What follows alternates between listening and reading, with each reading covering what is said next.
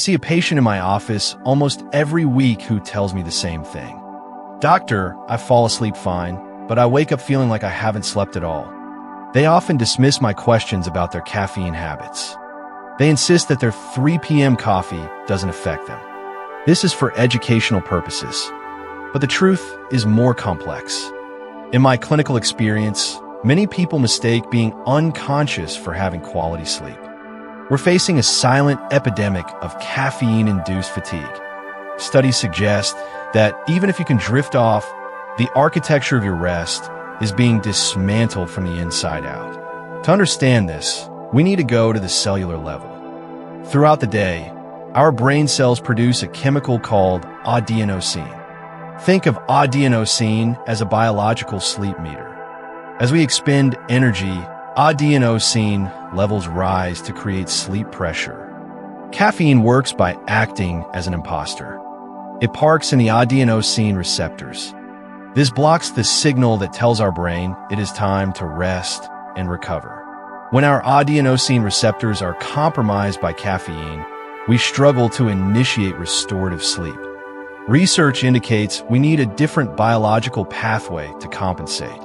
This is where the amino acid glycine becomes interesting.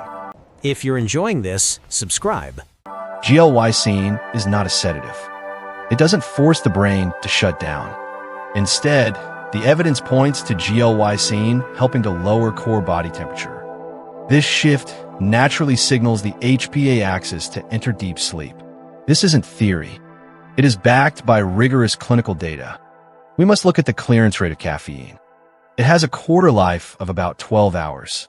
This means 25% of the caffeine from your morning coffee is still active at midnight. A crucial 2013 study published in the Journal of Clinical Sleep Medicine showed something startling. Even caffeine consumed 6 hours before bed reduced total sleep time by more than 1 hour. The data is clear and consistent. Based on what these clinical trials show, the educational information is straightforward.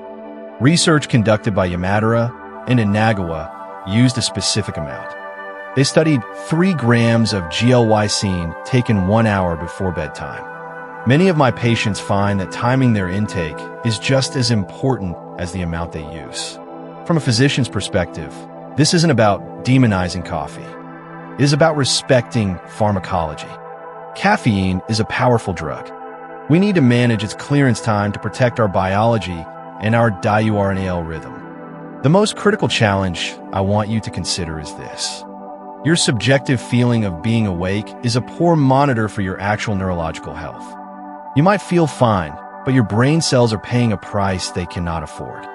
Always consult your physician before changing your routine or starting new supplements, as this is for educational purposes only. My goal is to help you move from being a caffeinated worker to a well-rested human being. Sleep is the foundation of every metabolic process we have. When we respect the chemistry of our bodies reward us with clarity and longevity. If you found this insight helpful, share it with someone who never puts their mug down.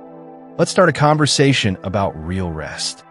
Coffee is a wonderful tool, but it should never be a permanent substitute for the biological necessity of deep sleep. If you found this helpful, subscribe to Dr. Sanchez LM and hit that notification bell. Together, we make health